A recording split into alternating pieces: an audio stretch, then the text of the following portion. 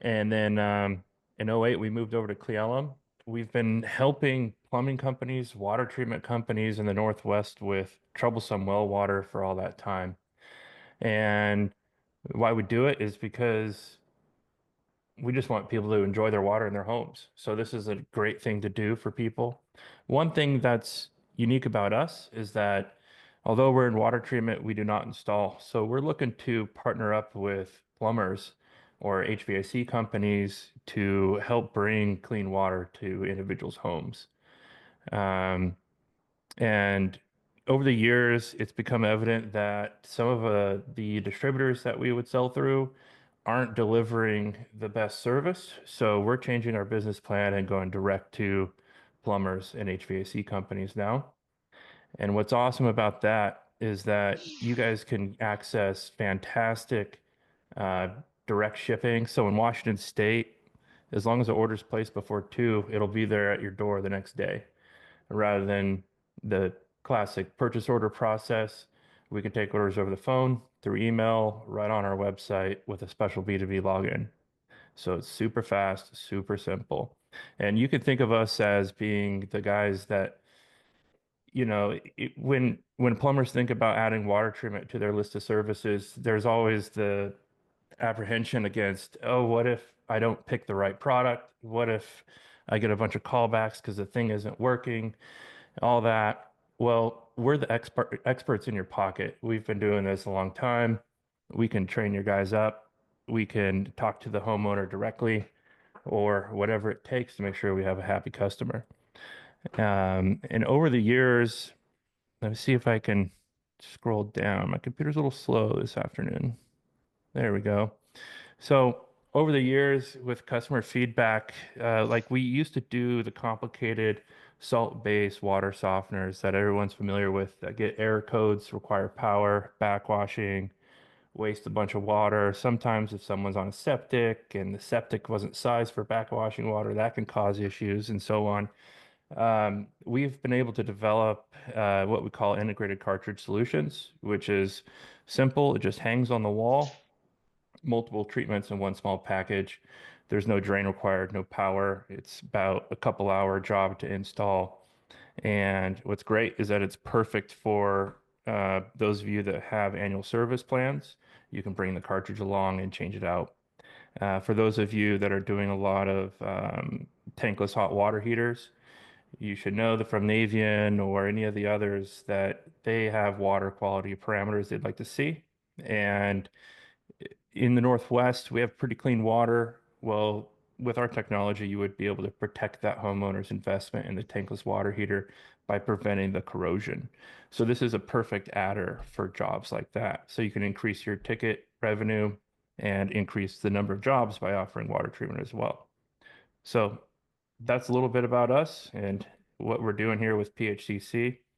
If you're interested, I'd love to see you guys apply to become a dealer. And with that, you'll get direct access to us and fast shipping, fantastic customer service. The big question we always get is, how do I pick the right system? So something I'm announcing here is that we've brought water testing back in-house. And so how that would work is someone in the truck would have a prepaid water sample. We're offering it to plumbers for $75. They would collect the sample on the spot. It comes with a pre-labeled return box that we've already covered, and then you just drop it off at any post office. We'll process it in a couple days once we get it. And then that way we know exactly what water treatment's required. So that's a little bit about us. Yeah, that's really great. I like how you mentioned that you partner with the contractor to make sure that you'll speak directly to the consumer if you need to help clear up any information or questions they might have. I think that's pretty fantastic, partnering with the contractor.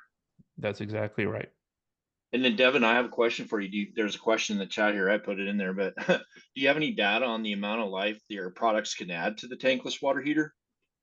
That's a good question. The lifetime expectancy for the tankless water heaters, of course, ask the manufacturers. I haven't looked into it much, but let's say someone has extremely hard water. then they're going to be going through a bunch of those descaling processes that just adds to maintenance. With our products, you wouldn't have to deal with that at all.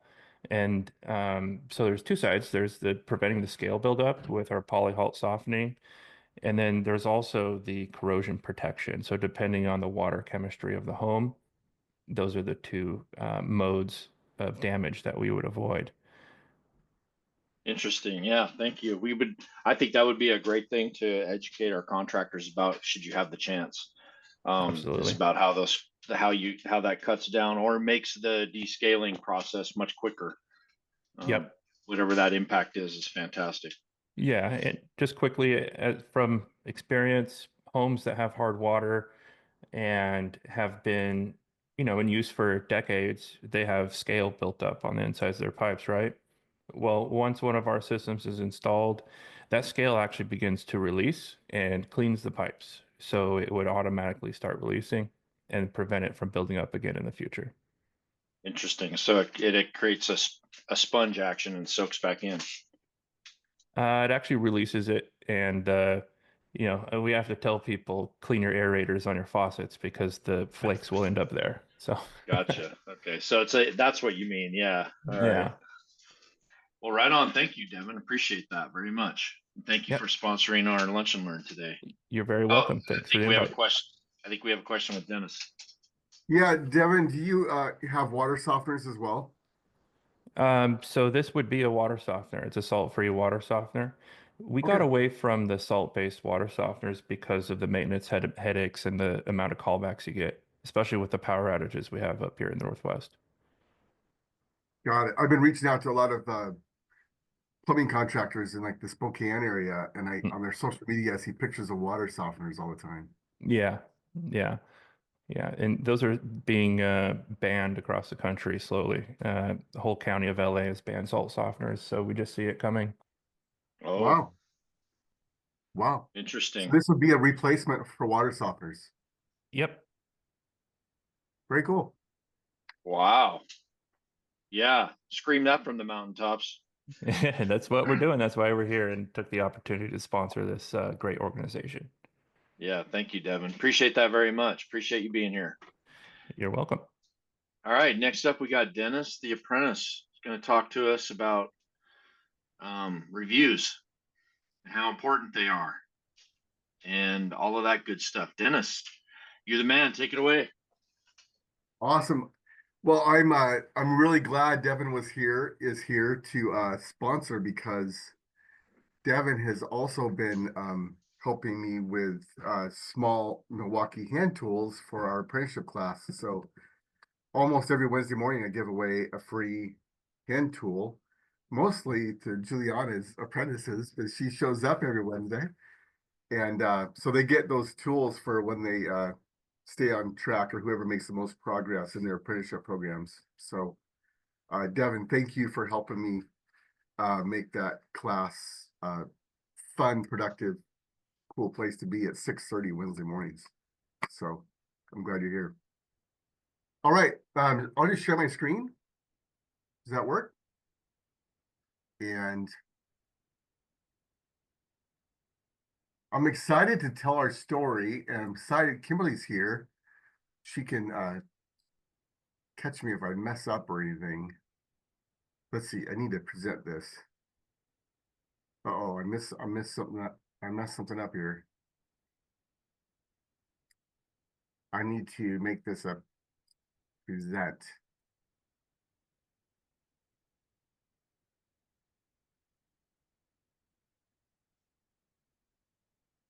All right, very good. So yeah, so getting more reviews. It's a big deal. Um, it's a process. There is a strategy to it. Um, it's something everybody wants and wishes for. Um, but it doesn't just happen. It's not by accident or by luck. I think that's probably why most of you are here, is because you guys have figured that out. So how we started to get reviews that used to be hard to get emails. Actually, before this, just to be we used to try to get our letters. We used to, back in the day when this was just starting, we would make accounts and get our hard copied letters or referrals onto an email, onto a page. We started doing that, but our most organized thing was trying to get emails. It was so back in the day, you'd ask for someone for their email, they would wonder, what do you want my email for? And so we figured out we would say, if you give us your email address, we can send you a profile of the tech coming to your home with a picture, bio, and some recent reviews from customers, so he's not such a stranger when he gets there. And that worked. They'd say, "Oh, what a great idea!" And they'd give us their email. So, so that kind of started us down that road. We started the tech started wanting their profile to look good, right? They'd want to have some good reviews on there and make that look good because it was the first sales piece. Like even before they got to the house, the customer could think if it was a good tech or a bad tech or nice tech or whatever they thought, we could start to mold that thought process right from the get-go. So even at that point, reviews were okay. Were great. Um, how many remember when all the reviews disappeared in Seattle? Does anybody remember that? I remember because we had a ton.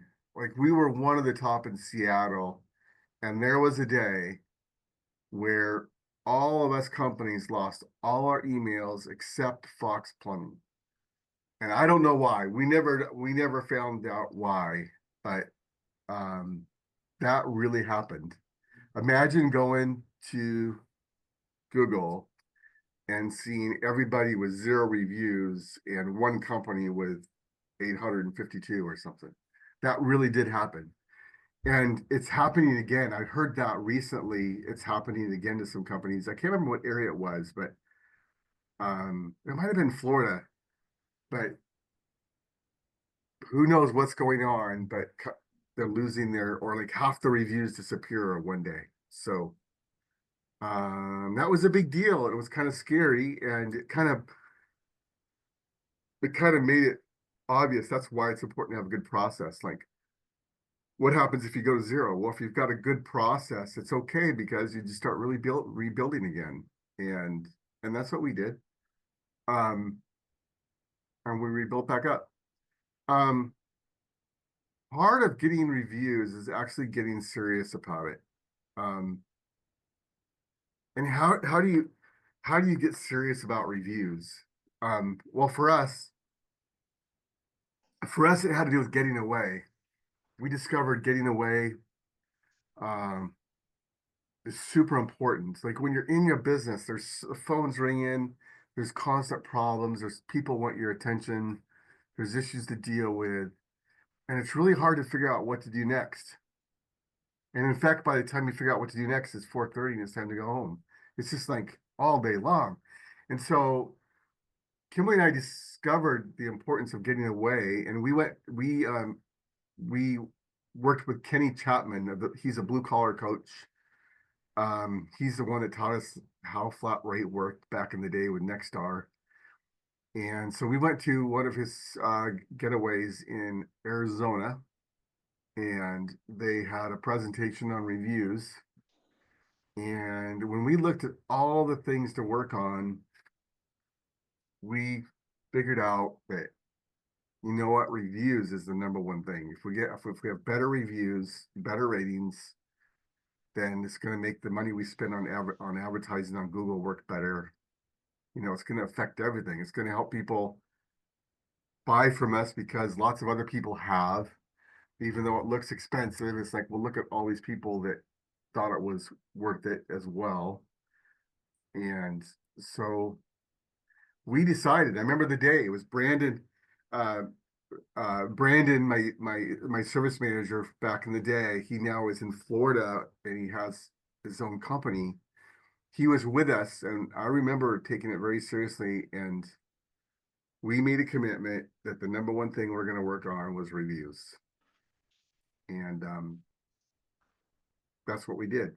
And that was a and I often talk about arguing about it. argue about it long enough to get on the same page. Like when you have two personalities, let alone three personalities that all have different viewpoints and they're coming at things from different angles. If you don't have a process to get on the same page, you can spend all the money and go to an event and have all these great ideas, but come back and everybody goes in a different direction and nothing happens. And so I really do mean figure out how to get some time to argue about it long enough to get on the same page and lose. That like if you lose, then you lose, and you submit to the winner, and we're gonna do what the winner says, right? And whoever that is, it doesn't really matter who wins or loses. It's just the fact that we all have to agree on this is the most important thing to work on. And for us, we're fortunate that we landed on this issue. Reviews is the number one thing.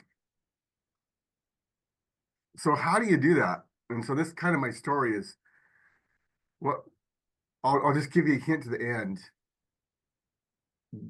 The process that I'm going to share with you today got us to be the number one. We had more reviews and a better rating than anybody else in the state of Washington, except I think Gold Seal over in Spokane, who's way outside our market, but they were ahead of us. We never quite caught them. And then we bought the Mukilteo shop, and then we split our reviews up between two locations. And so then our momentum kind of slowed down, right? Because the momentum split up between two locations. And that was strategic as well.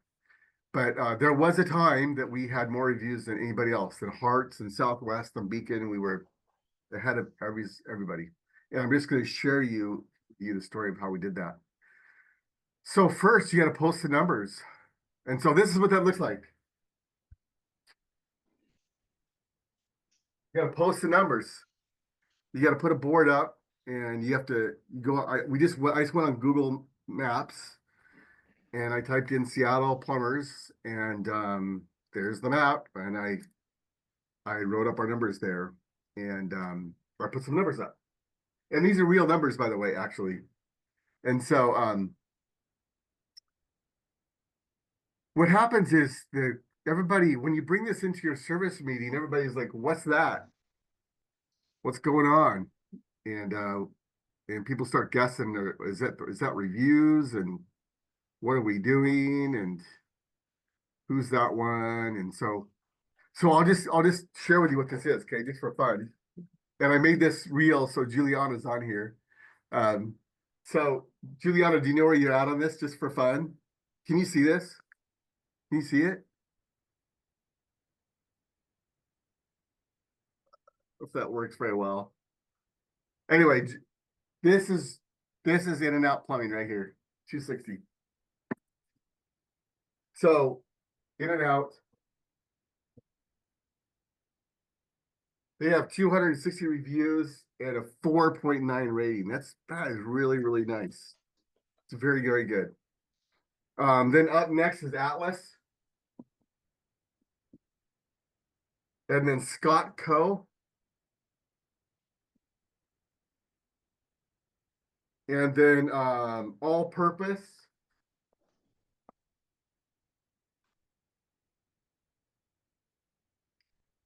And then, do you know who's next? Is she here? I don't know if I can see everybody here. At Your Service is right here. That's Kathy. And then Spartan is here with 935 and a 4.8. So lots of good companies here. And I didn't do this exactly accurate. I don't know if this is I don't know what area it is. I don't know if this is I don't know if Scott Co is is in service work. I don't really know. I just did this as an example, but this is what I did at our company. And I put all the companies that were ahead of us, and it was substantial like this as well. And so listed it, like even if we're a little bit less, we had a really good rating. And I can't remember. I think we left like Southwest and Beacon. They were way ahead of us. And I don't remember if I put them on our list or not. I didn't want to like get discouraged from the get-go, right? And so like right now, like Hearts has got like 4,000 something. So we're not competing with Hearts today, right? But we're competing with ourselves and we're getting good at our own process. But that's what I did. And we made this a team effort. Everyone in the company needs to be on board and committed. And because the communication in the office is just as important, maybe it's more important than the work being done um, out in the field.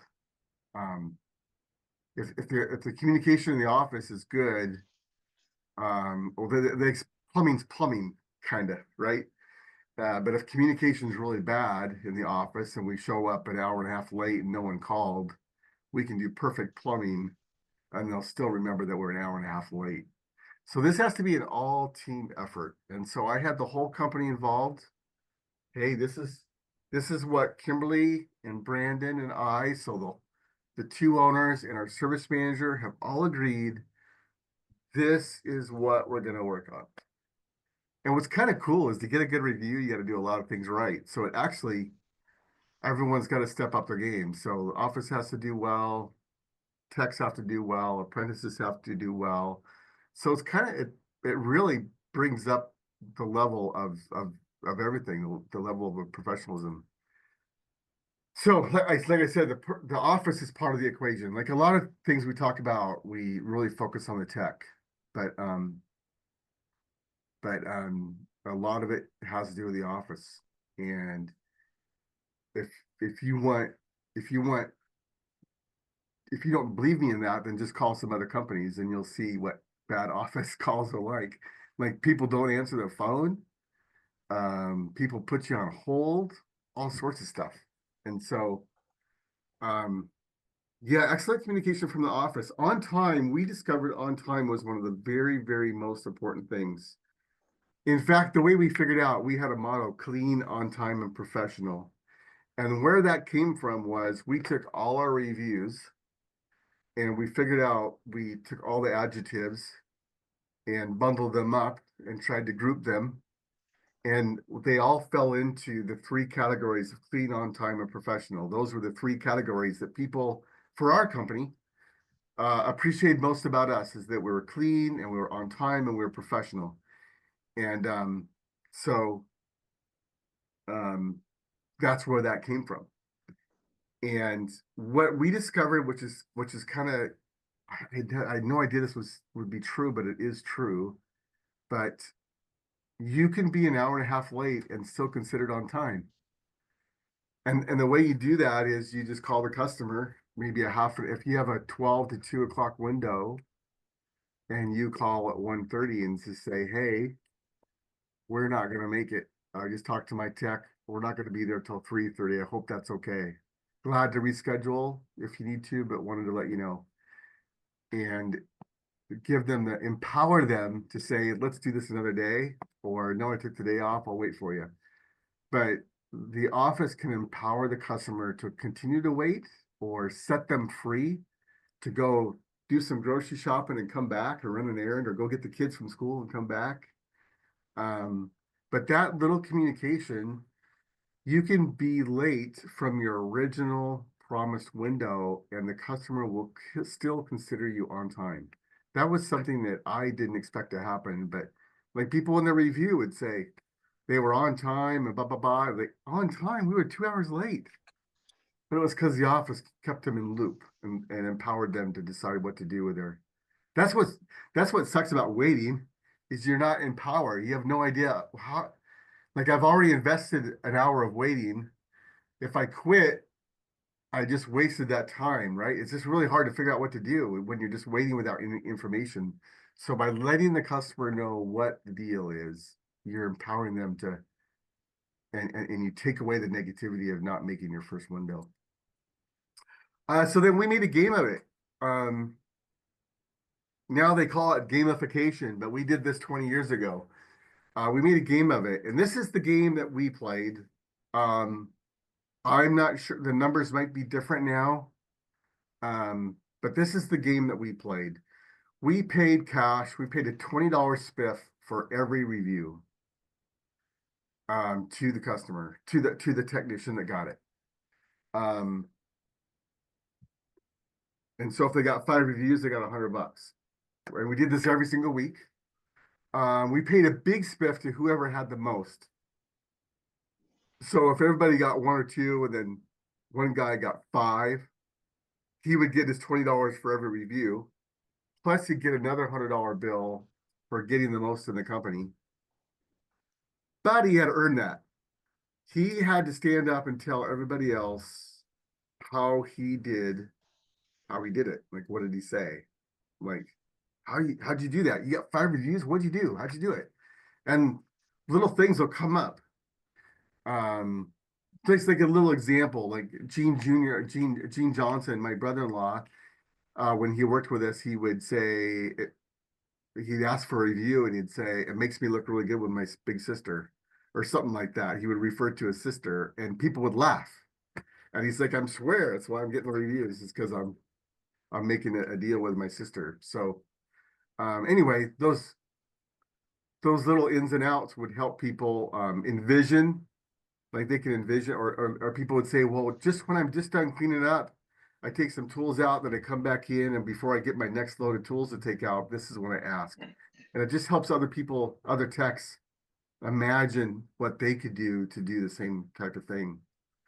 So that's what we did. We did $20 for every review and $100 for whoever got the most, but they had to share it. And if there was a tie, like if 2 people both got 4, I'd split it 50-50. And we just had fun with it. And then I think towards the end, we did do some kind of spiff in the office. So maybe Kimberly can answer that question later, but I think we did include the office at some point. They got some money went into a pool that they split up, and that's just a little bit more complicated because you got to track who made the phone call, and I think we just split up that money between all the phone people, but and that was later on. For the most part, these spiffs were directly to the techs, and I do know that the techs on their own would sometimes share that with the office people. Like they'd go up and give the dispatcher something or help them out a little bit, because they started to understand that, hey, my dispatcher really helped me out here and helps me look good. So, but that was the game that we played money wise. Every meeting, not once a month, not once every other month, every single Wednesday, I would print out all the reviews. So that means Tuesday, I'm going online and I'm looking for all the reviews. I know now different softwares have ways of tracking that, and softwares change the game a little bit, but this is what we did. I would print out all the reviews, and one of the very first parts of our meeting is I would read all the reviews. So when you're smaller, that's easy. When you get bigger, that becomes a little cumbersome. But we reread every review for a long time. The customer wrote it, the tech earned it, and it deserves some airtime, right? Let's honor that review. So we would read the review, and sometimes they're funny, and people say funny things, and or whatever. But we'd read the review, and so let's say Darren got 3 reviews. I'd read the 3 reviews, and then we'd clap, and we'd all clap for Darren. He got 3 reviews, and I'd give him his $60. And then I'd go to the next guy, and I'd start small and go big. So if someone got 1 review, we'd read the 1 review, we all clap, I give him his $20. Say thank you for playing. Go to my next guy, got 3 reviews, read all those reviews, and not rush through it really quick because we got to get on to something else. We've decided as a company, this is the most important thing that we're doing. And so we gave it its time, and we took it seriously, and we did it. So that's what we did. And then at the end, whoever got the most, all right, John, 8 reviews this week. Holy cow, how'd you do that? And he'd tell us. And you know what? You know what the answer is usually? I don't know. I just asked every time. I just asked for the review. And it's like, well, why didn't you get 8 last week? I wasn't really asking, to be honest. I kind of forgot. How can you forget? We do this every freaking week. right? But that's the importance of doing it every week.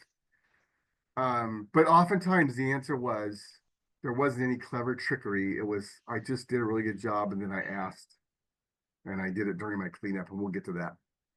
Um, celebrate, celebrate when you pass. So someday, number 260 is going to beat 299, right? And they're both going to go up, and you can kind of look at this, like, like what will happen in real life. It'll go 265 to 310. And you're like, oh crap, we got 5 and they got 10. And so the guys have to, you have to take, if this company's got 8 employees and this company has 3 techs, it's kind of that's why you have to take this and make it your own and figure out, okay, who are we really competing with? What actually makes sense here? Because you're not, it's going to be discouraging if you've got 2 techs and someone else has 12 techs. Does that make sense? Until you get better. So you have to make this your own. I just grabbed this for an example. But but when one company overtakes the other company, we don't call them and let them know we're competing, by the way. But we celebrate. Yeah, we bring in breakfast and we have a good time and we make a big deal of it. And then we erase that and we move them down and we move us up. And we are really excited because we are moving up, and our goal is to be number 1 right there. Okay. And you build that momentum. So what's the process? Excellent communication in the office. So we're going to get into actually how the call actually works. And so the process of getting a good review is, first of all, answering the phone on the second or third ring, like getting right, answering that phone. That's amazing. If you doubt me, call and try to get an estimate on some concrete. Try to get an estimate for a concrete driveway. And it'll take you 10 phone calls to get a hold of a live person. And it's kind of that way in plumbing a little bit too. Like if you call the big dogs, you'll get someone, but if you just try to call people locally, you'll get a lot of voicemails and stuff. And so the first thing to be remarkable is to answer the phone. And then second is to stay in touch. Let the customer know. We always offered a 2-hour window. And as soon as we know we weren't going to make it, as soon as we knew, like we wanted our techs to call us and say, hey, it's a 2-hour, once you get there, let us know what happens. And so our tech would call us and say, hey, I just sold $4,000. I'm going to be here for 6 hours. Well, that's really good to know, right? Or, hey, I just sold $200. I'm going to be done in 30 minutes. That's really good to know. And what that does is it allows the dispatcher to empower our next customers, right? And to figure out what to do next with the schedule. And if we're not going to make our window, let them know as soon as possible. And the sooner the better. Even if it's just the start of the window, but we know we're not going to make it, let them know, hey, just talk to my customer, my tech. He's going to be where he's at. He thinks 4 more hours, so that's going to put us off. Do you want to reschedule, or you want us to show up at 2 instead of 12, right? And we empower the customer, and that goes a long way. So now we're getting into the call. Some of the things that are really important. As soon as we sold a job, and there's a whole sales process here that I teach, but this is a key to getting reviews. Once we sold a job, they said, yes, let's do the $2,800 option. We would say, great. Do you want to take care of the paperwork now? And almost always they would say, yeah, do you take check or credit card? Or would say, yeah, whatever, yeah, either's fine, whatever you'd like to do. And we would get paid up front most of the time for a plumbing service work and repair. And that was revolutionary. And most people are getting half, they're usually collecting at the end of the call. Most companies do that. Some people will get half down. But we would say, as soon as they said yes to that option, we'd say, great, do you want to take care of the paper right now? Like here we are talking business and all this stuff. Let's just get this over with. If they say no, I'd rather pay at the end, no problem, or what, can I give you 50% down? Sure, no problem. Or, yeah, do you take credit card or check? Yeah, either one's fine. But more often than not, we got paid up front for our work. Now, the reason why that's important is because most of the time at the end of the call, we're trying to collect, and there's a lot of emotion involved. Think about it. You don't know. Let's say you sold. I'm just throwing out numbers. If you sold a job for $4,000 and it took you 4 hours, then you might be a little insecure that I hope they think it's okay that I made $1,000 an hour, right? And you might be thinking that they might be thinking, and they might be thinking, wait, that's $1,000 an hour he just charged me. And then you're going to ask for a review. See, it's too much. It's a lot. That's a lot of processing in the customer and the tech's mind to do. And so that's tough. So when you say, do you want to take care of the paperwork now and you get paid up front? Then at the end of the call, it's super easy. Like you have to worry about the money. The money has already been dealt with. Um, so that is a huge thing. It frees the mind of the customer and the technician up. All they got to do is write a review. I mean, everything else is done. So another thing that's super important is one call at a time. And this starts in the office. And I know we pay a lot of money to make the phone ring. And so even our CSR, sometimes we want to get every call. And so we're saying, can I put you on hold? I got another call. And a lot of people say, yeah, it's okay. But we literally did not we never said that. If we were on the phone, if you were our customer and you were on the phone with Gene Johnson Plumbing, we never hung up on you. You were the only thing that dispatcher cared about. You're our only customer. No matter if the phone's ringing off the hook. No matter if we've got 3 techs waiting in the lunchroom for a call and the phone's ringing. One call at a time. That's what we did. Because we want to give our customer undivided attention. And then we pass that on to the tech. When the tech gets out to the house, he has nothing to worry about. All he has to worry about is his one customer. And he can stay there all day if he wants. Or it can just be a repair. I have no idea what it's going to be. But he has nothing else to worry about. And he has no pressure from the dispatcher to hurry and get to the next call. We've got 6 calls today, so go, go, go.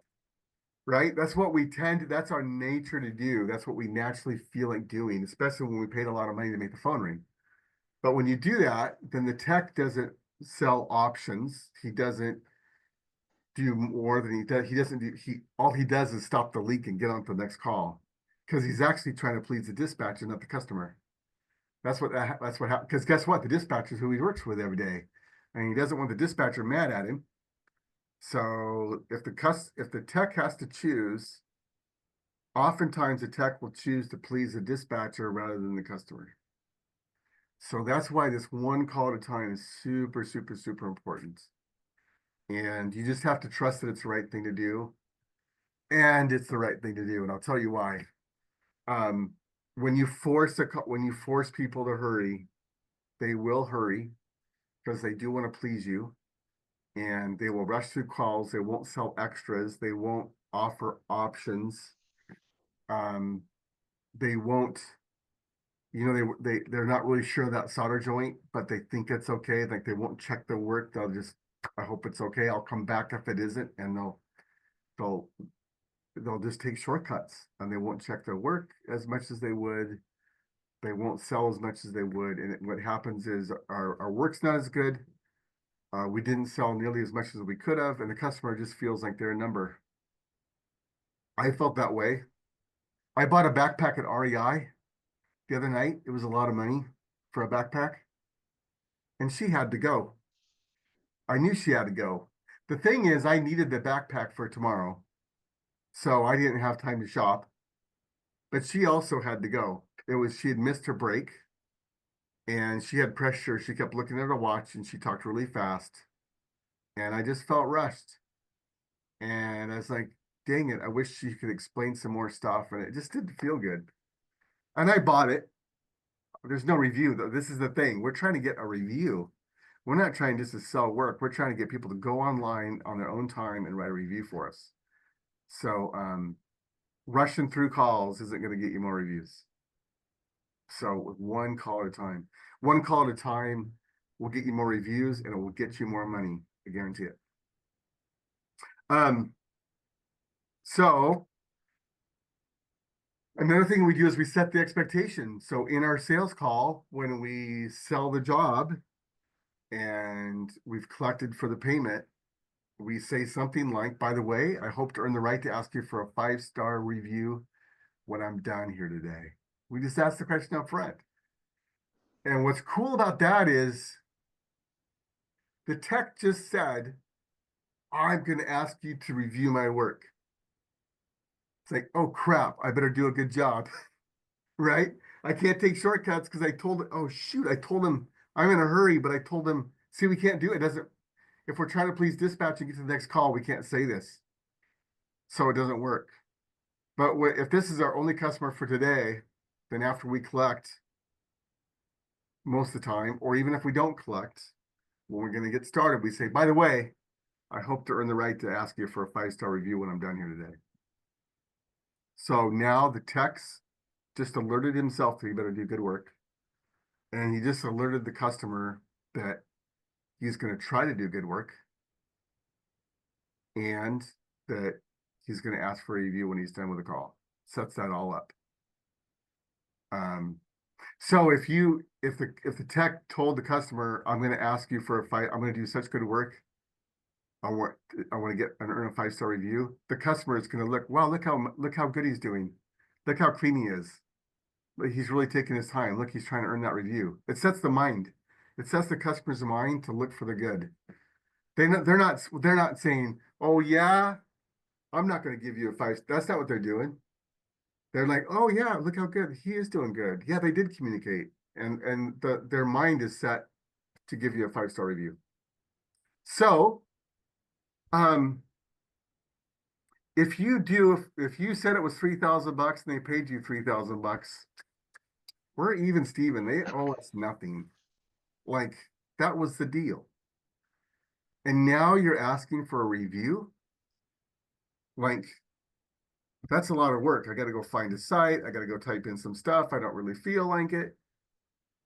I paid you 3,000 freaking dollars. What else do you want from me? Like, holy cow. These people this is ridiculous, right?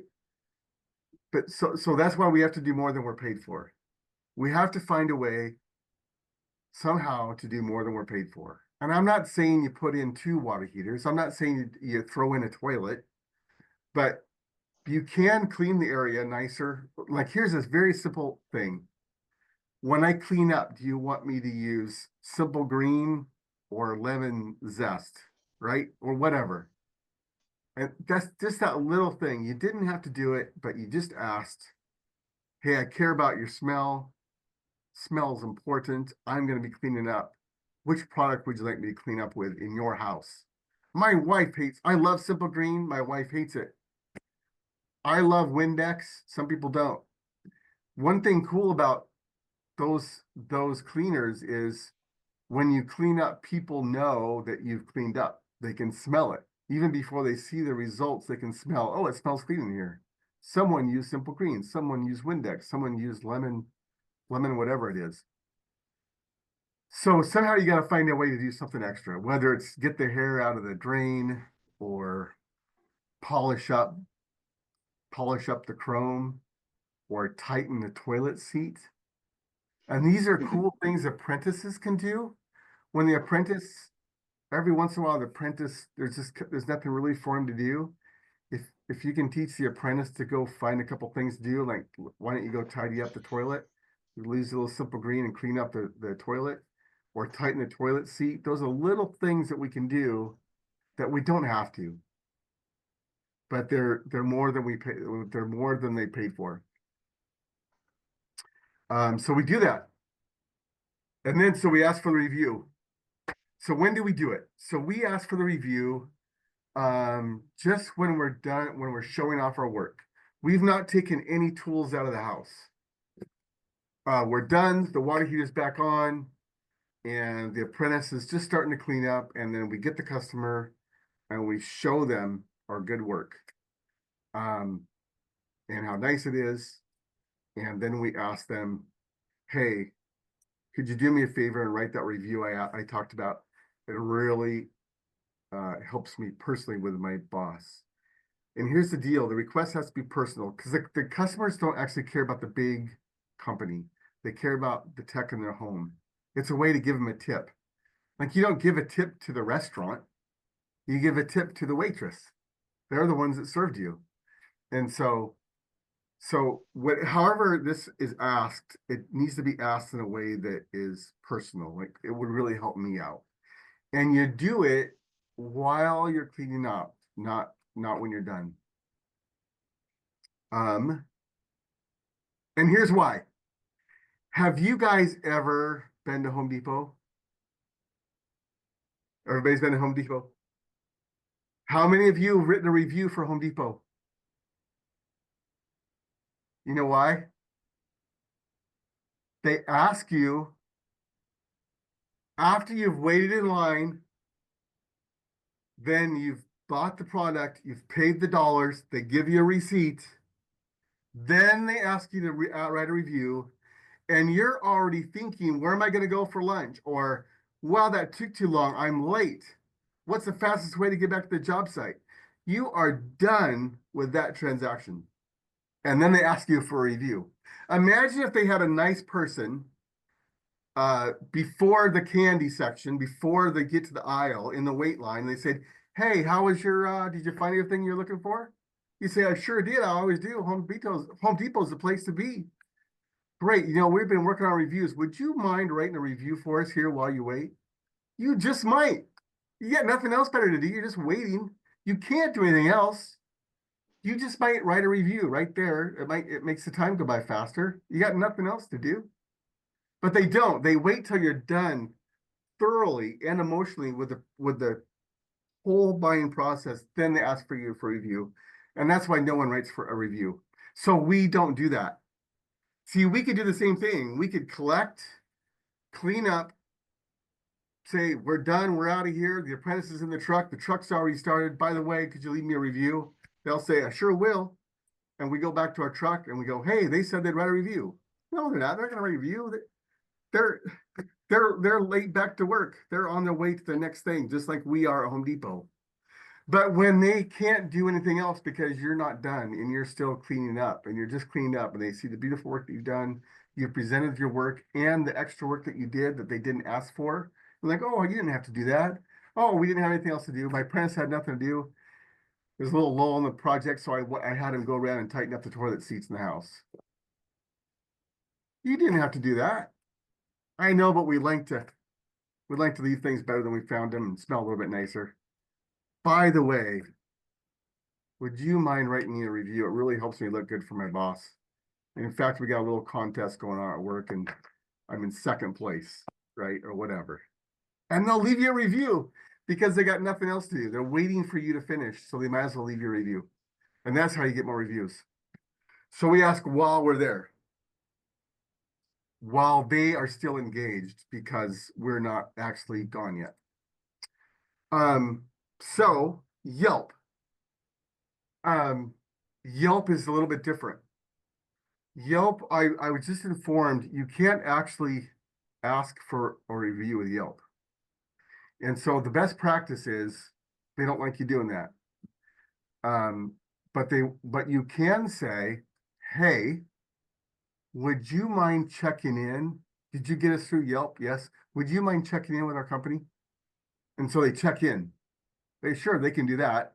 And so they check in that you're there. And then what happens is a day or two later, Yelp will reach out to them on your behalf and say, hey, would you mind reviewing that company that was out to fix your water heater? And I've got a little link to share more about that. Hiring. Do you guys look at company text reviews when you're hiring somebody? When I would interview a guy, I'd get his resume, and you can go on Yelp and you can type in their name and you can see all the reviews. And they come in and say they say lots of cool things about themselves, and then you can go see, well, where they work at, and you can look for their reviews. And often there's not many there. It might be a little bit different nowadays with software and stuff, but um, because of that, so I did that when I interviewed people. I always looked where they came from and looked for their reviews to see what customers said about the plumber that's sitting in front of me. But it's also a nice thing to do. I had plumbers, they moved to other states, like their wife got a job somewhere else or whatever, for whatever reason, they had to move and everything was wonderful. Well, I tried to end every employment on a good note, if at all possible.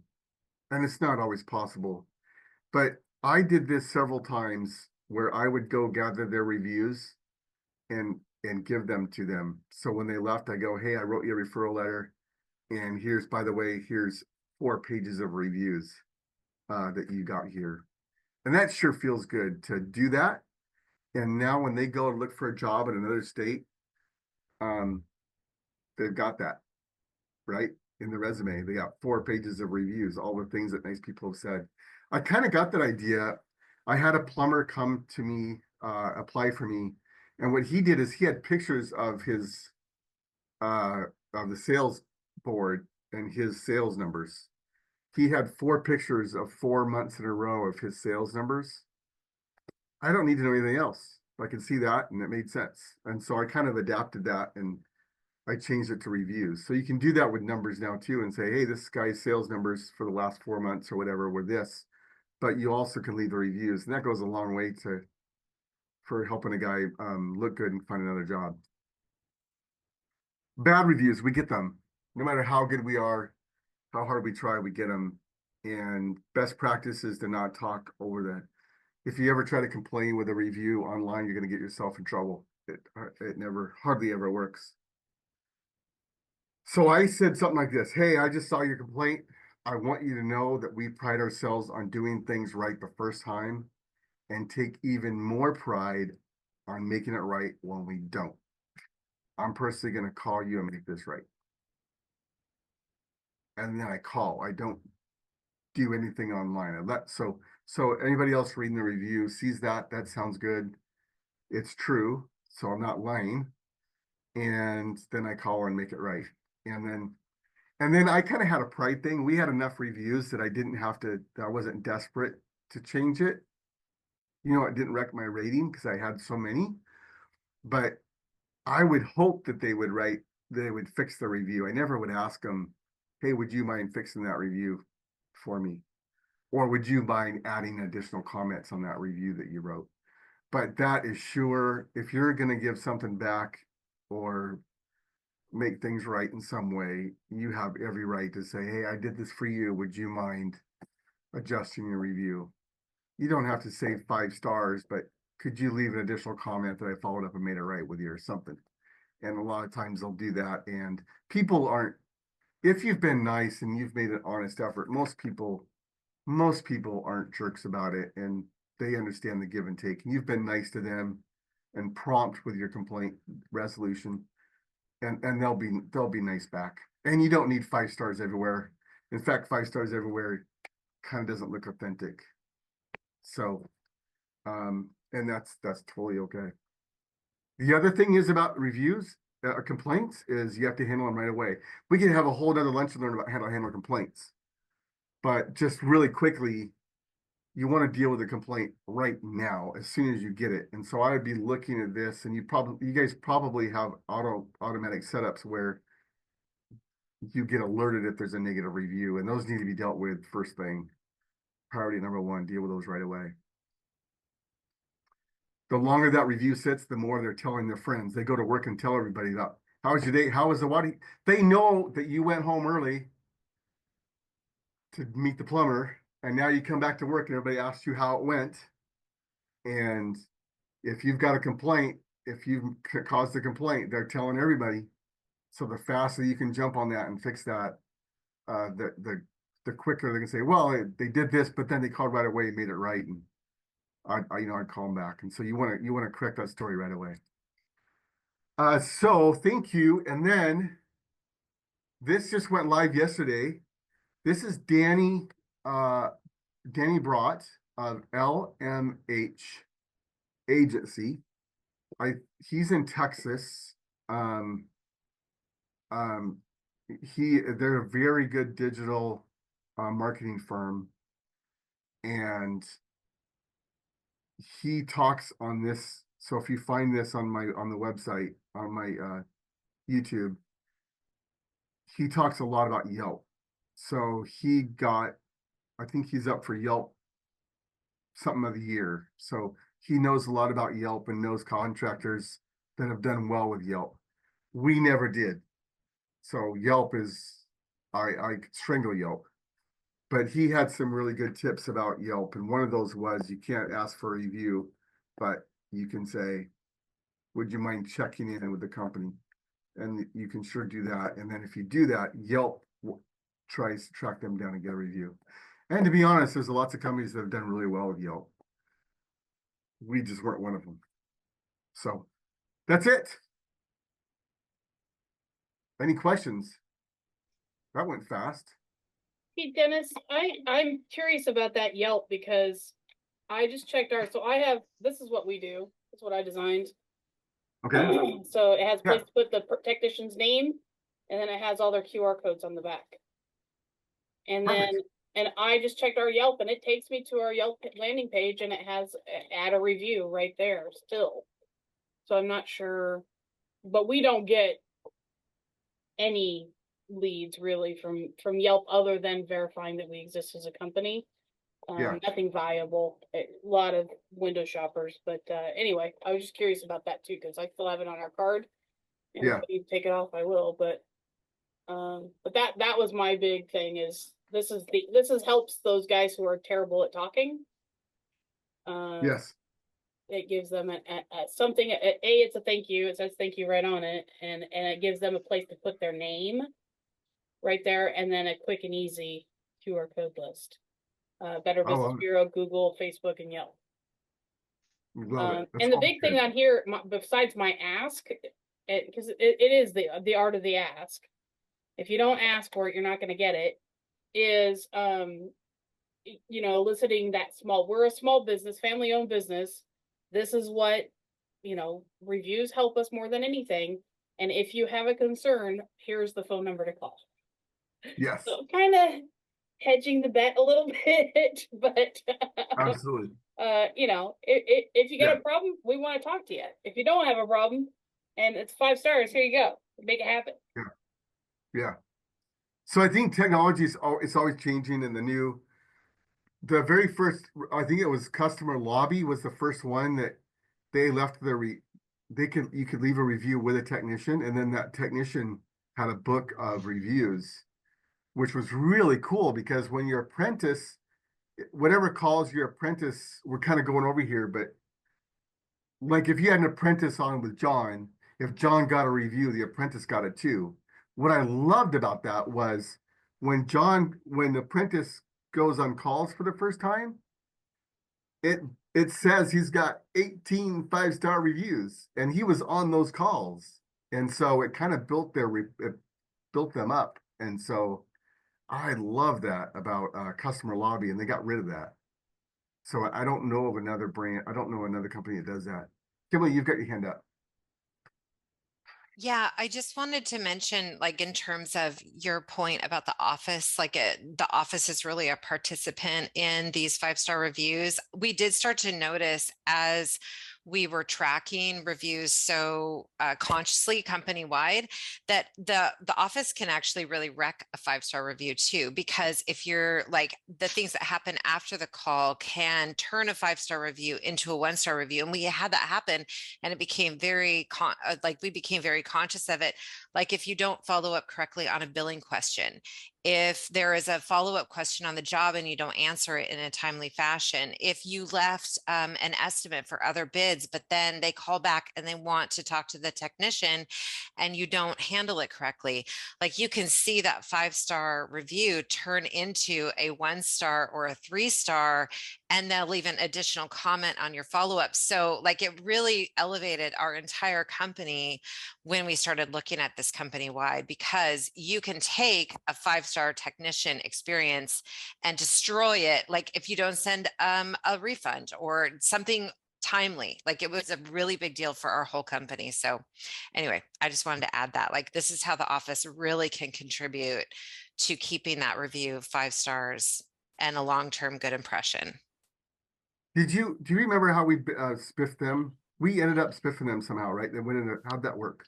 Yeah, we I believe that we added like $5 or a certain $2 or $3 to a pool. It might have been $5 is what's in my head, but we added that for every 5-star review. We would add that to a pool for the month.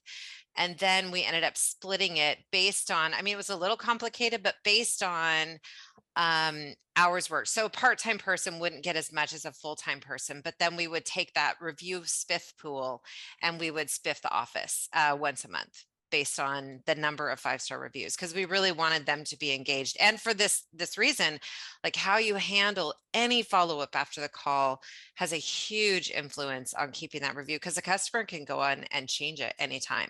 So, and they did. If they weren't happy, they changed it. So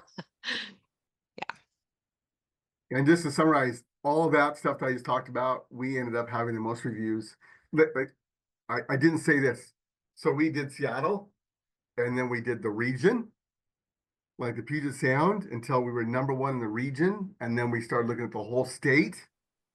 And so we just kept expanding. And so what I would suggest nowadays, because now the game's up, everybody knows, and so everybody's on it, but start with your area and be top in your area, unless Hearts is your neighbor, right? You just don't compete with Hearts. They're off to the races. But keep expanding your territory. And even if you're #5 and it's only Hearts and Southwest and Beacon and Gene Johnson that are ahead of you, you're a freaking rock star, right? And you should be proud of that. So, but this will raise the level of every single position in your company. That's why we decided this is the thing to work on. yeah, well, and it just exponentially affects all of your other marketing. Yeah, which you said, it's just a game changer. Yeah. Yeah. That's it. You're muted. Yeah, sorry. I said thank you, Dennis. That was fantastic content for sure. And I hope that everyone can take something from that and go apply it to their business, because I think there was a ton in there to apply to every business. And I think it might be a really great idea to have another lunch and learn on how to handle negative reviews. What does the process look like? Because those are the ones that are going to take your attention. The 5 stars, your company already gave the 5-star reviews their attention, right? But now it's going to take your attention, the owner. So how do we, what's that process look like? What's the best strategies? I think that would be something that we could talk about and do another lunch and learn. I could totally do that. I actually came to kind of enjoy it. Like I got it down to a science where it went pretty well. So we got to do Awesome. that. Awesome. Well, thank you, Dennis. Cool. Appreciate it very much. Everybody, have a great day. Thank you for attending. Yeah. We'll see you on the next one. Yeah, thanks, Dennis. right. That was fun. It's Yep. fun to revisit. Yep. Bye.